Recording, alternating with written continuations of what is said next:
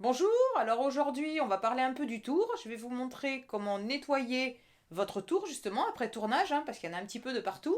Et qu'est-ce qu'on fait, comment on nettoie, comment on recycle sa terre après tournage. Allez, c'est parti.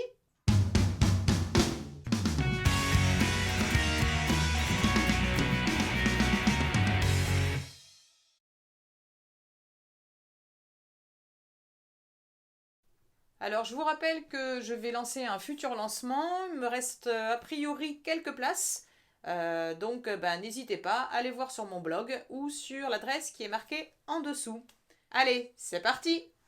Vous venez de tourner, vous avez un peu de la terre de partout, ce qui est normal. Je vais vous montrer comment être efficace au niveau nettoyage. Alors, on va parler de la terre lorsqu'on rate un tournage. Qu'est-ce qu'on en fait? Là, elle est très molle, elle n'a pas de forme. Comment ça se passe? Alors, déjà, donc le tournage, on l'a loupé, ou il était encore sur la girelle. On a raclé comme on a pu avec une carte, avec un fil. Donc là, la terre, ce qu'il va falloir faire, c'est il va falloir qu'elle se raffermisse un petit peu.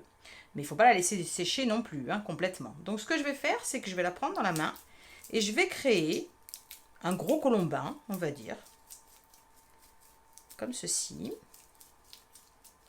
Je vais me prendre une planche, je vais créer une arche et le mettre à durcir, comme ceci sur une planche. Pourquoi? Parce qu'en fait, on s'aperçoit que ça va sécher de partout, sauf juste les deux contacts au niveau de la planche.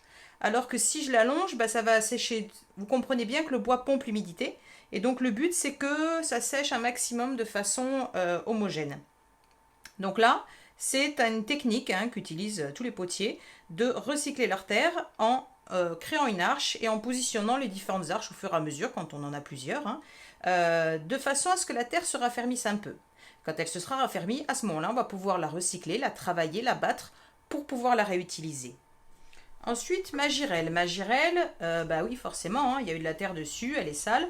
Je peux déjà, dans un premier temps, prendre mon éponge qui a servi au tournage. Donc, il y a pas mal d'eau, de terre, de barbotine dans ce seau, dans cette bassine.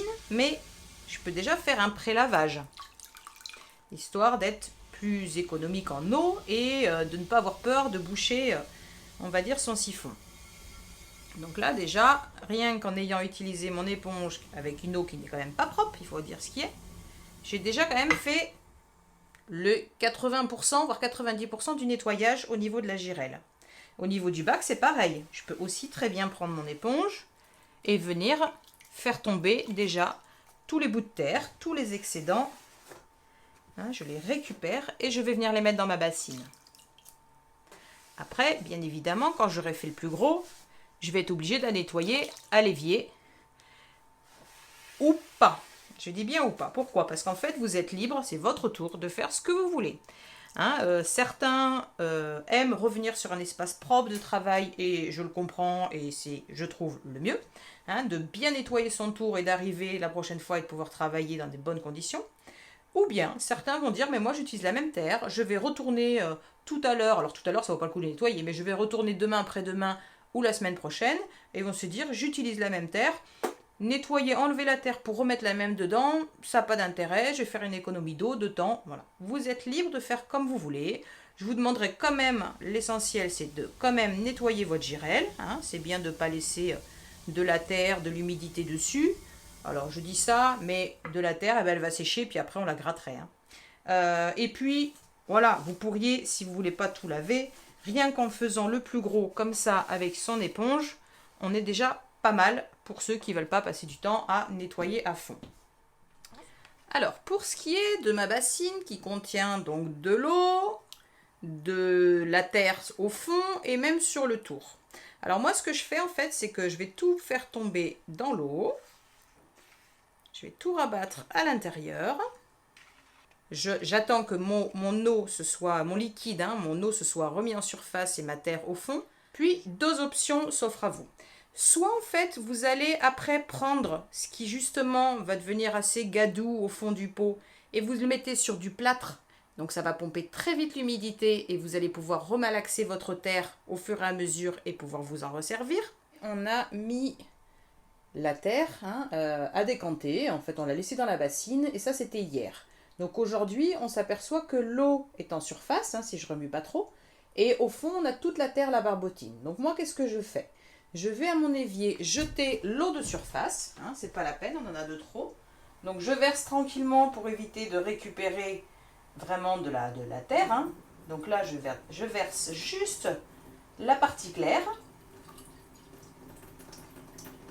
Et il vaut mieux s'arrêter à la limite trop tôt que trop tard. Comme ça, du coup, vous êtes sûr de ne pas embarquer de terre dans votre évier. Voilà, donc il me reste des morceaux de terre au fond. Il me reste donc de l'eau quand même, mais qui est quand même bien onctueuse, on va dire. Je vais prendre un seau, hein, un contenant, ce que vous voulez, qui ferme. Je vais me noter la référence de ma terre. Comme ça, si jamais vous tournez plusieurs terres, vous êtes sûr de ne pas faire de mélange. Hein. Donc moi, celle-ci, c'est la W11. Je vais prendre tout ça et le mettre dans le seau. Ce seau pourra rester ouvert un certain temps justement pour que l'eau s'évapore, hein, puisqu'en fait ce qui m'intéresse c'est vraiment les morceaux de terre assez liquides qui sont au fond. Donc l'eau va s'évaporer, mais j'ai déjà enlevé ce que je pouvais sans boucher mon évier.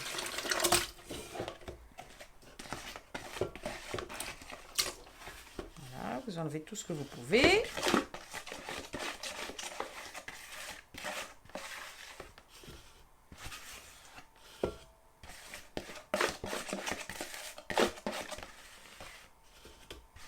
Alors si vous avez besoin de barbotine, hein, là il n'y a pas de souci, vous avez le stock. Hein. Quand on tourne de la barbotine, ça, on n'en manque jamais.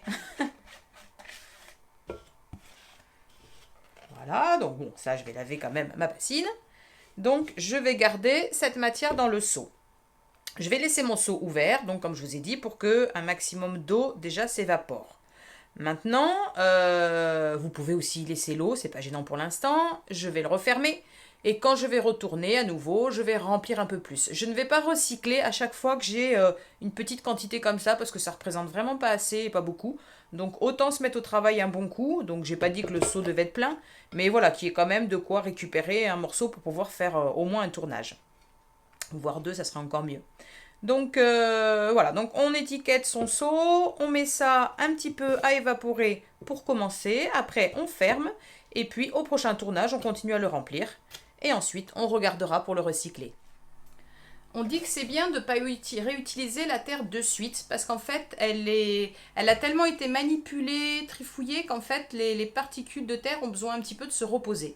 Donc, l'idéal serait que quand vous ratez vos tournages, vous les mettez de côté. Donc, comme on a vu en recyclant la terre, vous l'oubliez un petit peu, vous partez sur une autre terre, hein, un autre pan de terre que vous avez, et puis, je sais pas, moi, 15 jours après, par exemple, vous pouvez vous dire, tiens, allez hop, maintenant je peux la réutiliser, elle s'est reposée. Donc le repos, c'est recommandé pour pouvoir retourner derrière. Maintenant, si vous le faites directement, je ne dis pas que ça ne marche pas, je dis juste que votre terre est un peu plus fragilisée. Alors, que faire de ces copeaux quand on a tournassé? Donc, on ne jette rien, hein, la terre se recycle. Tant qu'elle n'est pas cuite, on peut la réutiliser. Donc moi, ce que je fais, c'est que bon, je fais tout tomber déjà dans mes bacs. Et ce que je vais faire, c'est que tous ces copeaux, je vais les laisser sécher. Donc je vais prendre une bassine, je vais venir les positionner dans la bassine. Je vais bien les laisser séparer. Hein, j'essaye pas de faire un gros bloc parce que ce bloc sera plus difficile à dissoudre après. L'idée en fait, c'est de les mettre donc éparpillés dans la bassine. À côté, si vous avez déjà préparé un seau dans lequel vous avez mis vos barbotines, vos restes de tournage, vous les laissez à côté pour avoir la référence. Sinon, n'hésitez pas à mettre une petite étiquette pour noter ce que c'est.